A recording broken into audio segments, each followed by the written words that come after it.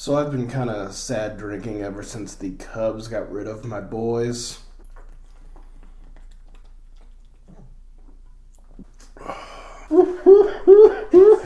Go, Cubs, go! Hey, Chicago! And because of that, I decided to retreat into movies. Now, there's this YouTube trend started by Nando V Movies that every year or so, he seems to get a bunch of YouTubers to collectively make video essays around specific pop culture events in topics that he chooses. And this year, with the release of The Suicide Squad, the article makes the difference. He chose for the topic to be about villains of pop culture. Movies, TV shows, books, games, etc. He calls this one villainous scene. And so, in my iteration of one villainous scene, I will be talking about a movie that at least you are all aware exists. It has appeared in every single one of my videos, in movie poster form. That's right, today I will be talking about Harry Waters, the brilliantly conceived villain of Martin McDonagh's 2008 film In Bruges.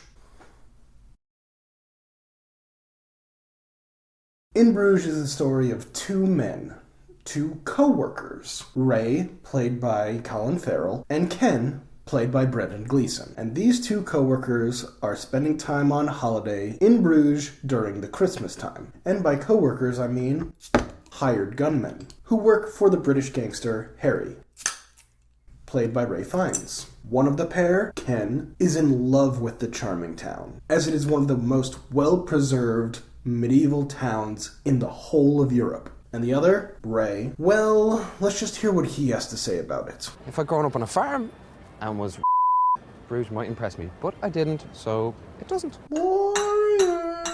There are so many brilliant scenes that delve into very heavy subjects throughout this film. There is a British boss trying to impose his will on his Irish underlings.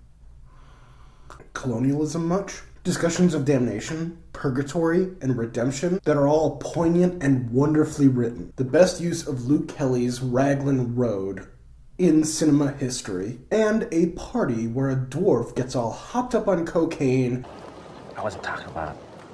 And starts talking about a race war he envisions. That's just cocaine. But this is my entry into one villainous scene, so I would like to introduce you all to Harry. And yes, I know that if I wanted all of the clicks on this world wide web of ours, and I was going to be talking about a villain portrayed by Ray Fiennes, I guess I would just go on about Voldemort, as Mad-Eye Moody, Fleur Delacour, and fake Grindelwald all are main characters in this movie. But this is my channel, and I guess I don't give a shit who watches this.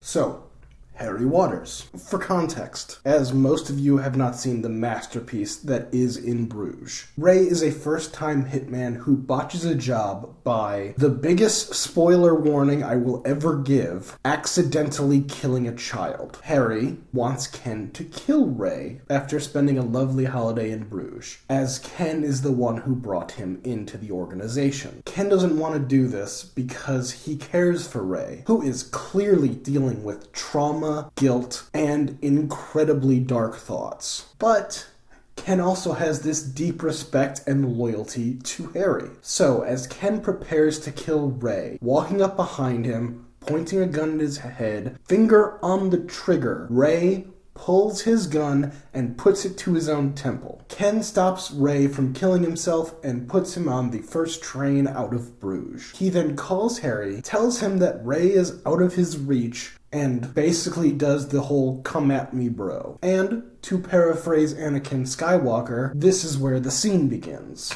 So Harry has made his presence felt throughout the film, whether it is a voiceover of a phone message he left the night before, or it is a phone call with Ken telling him what to do. Hell, he sent the two to Bruges so that Ray could have one last happy memory before he gets killed. And this irony is not lost on Ray or Ken. So in a way, Harry is ever present throughout this film, as his trip to Bruges when he was a child was the last happy holiday he ever fucking had, and he wants to relive this vicariously through Ray. But these are the first moments we see Harry appear on the screen, with about 40 minutes left in the film. And it is as follows: uncontrollable rage, destroying a phone, and berating his wife. You're an inanimate fucking object! After he's calmed down, he apologizes to his wife, I was upset. tells his kids to be good, and leaves to do what needs to be done. Why this scene? What makes Harry special? And, more importantly, why is this guy such a memorable villain? And that's what we're gonna... The first question: why did I focus on this scene? As I said earlier, we've had a lot of characterization of Harry throughout this film prior to meeting him. He swears a lot, he loves Bruges, and he wants Ray dead. While we may have been introduced to him earlier in the film, this is the first time we see him, and that makes it important. We see how he sees himself in his home. Orderly desk, devoted family man, and very conservative in his appearance and decor. No one's latching onto this scene because of the set dressing, but what it says is that Harry has this clear delineation between his professional life, being that of a horrible bastard, and his family life, doting father of 3. He even makes a point to separate his lives in a brief dialogue scene with his wife. When his wife asks him if it is going to be dangerous, he turns around and mutters under his breath, as if to shield his kids, "Of course it's going to be dangerous, it's a matter of fucking honor." We don't see Ray or Ken's private lives, at least none of their lives prior to arriving to Bruges. So this introducing Harry, surrounded by his family, is important. He sees that his violent professional life provides for his wife and his kids. It gives him purpose and fuels him to do the rotten things he does in the name of honor. And his tidy house can represent his tidy view of the world. He keeps everything in its place. He is the king of his castle, and everything in it bends to his will. The way he keeps his home can shine a light on the way he keeps his organization. If anything goes against his plans, if anyone does a single misstep, he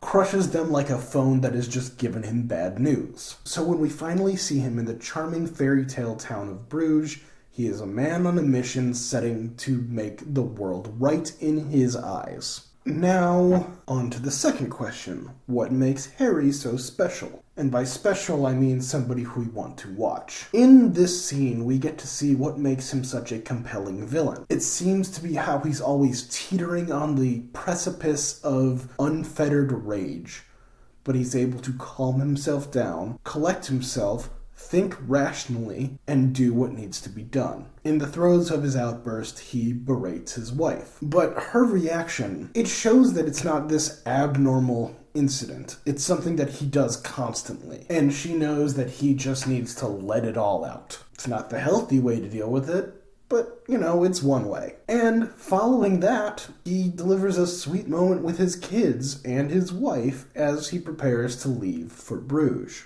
But let's dig deeper into the dialogue. The dialogue in this scene, well, let's just be fair, the dialogue in the entire film is just fantastic. The film is a brilliant example of why Martin McDonagh is an accomplished playwright, and his use of language is second to none. But the line, "You're an inanimate fucking object!" has such power to it. It's hilarious, but it also brilliantly shines a light into Harry's worldview. Now, I'm not one who can diagnose people or fictional characters with mental health issues. I don't have that ability, I don't know the DSM-5, and I'm not a doctor. But I believe I can go out on a limb and say that Harry has some sociopathic, psychopathic, or narcissistic tendencies. He gets men to kill other people for Christ's sakes, that's not much of a stretch. But let's think about the worldview of one of the people who he sends to kill people, Ken. Ken kills people for money, but he might be one of the most empathetic characters put to screen ever. He tries to lead as good a life as he can and try to reconcile the fact that while he does believe in good and evil, he also kills people, as he is chained to his life based on the respect and the feeling of owing Harry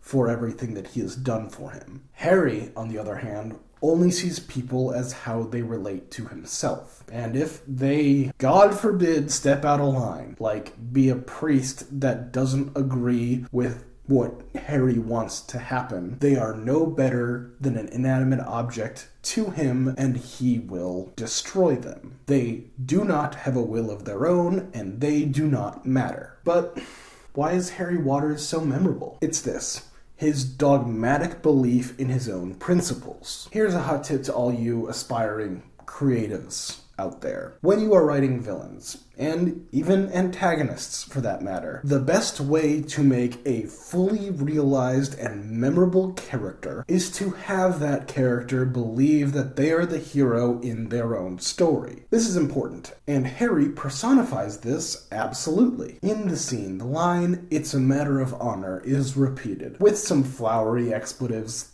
peppered in there for some coloring. So Harry, he's a narcissist, and a sociopath, or psychopath. I never could tell the difference. Somebody tell me the difference between psychopath and sociopath.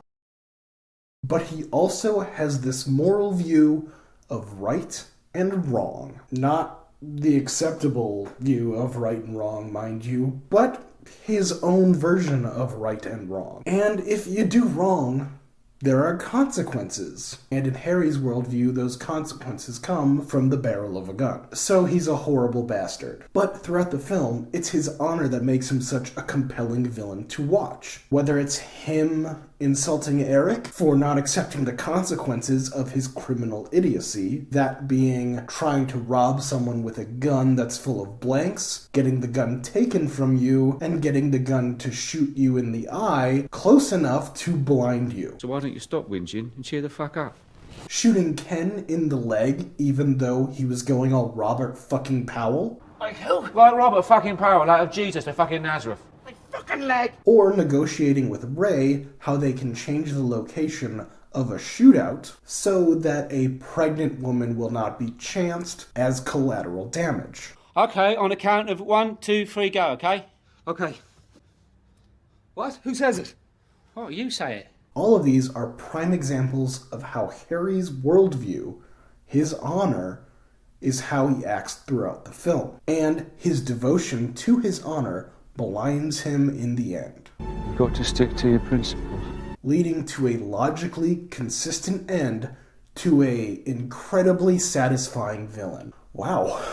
Over 1,500 words on a scene that's about a minute long. I will definitely be going into In Bruges in the future for more long-form essays, delving into some of the more heavy themes of the piece. But when I saw this YouTube, call to action, the first character I thought of was Bane, but I don't have The Dark Knight Rises, so I then thought of this movie. I thought of Harry from In Bruges, and specifically this scene. Thank you for watching. Be sure to like and subscribe to my channel if you enjoyed it. Share if you think that's something you're into. That's too gauche, I don't care. And comment down below. Tell me what your favorite line from In Bruges is if you've seen it. I'll go first. That's for John Lennon, ya Yankee fuck.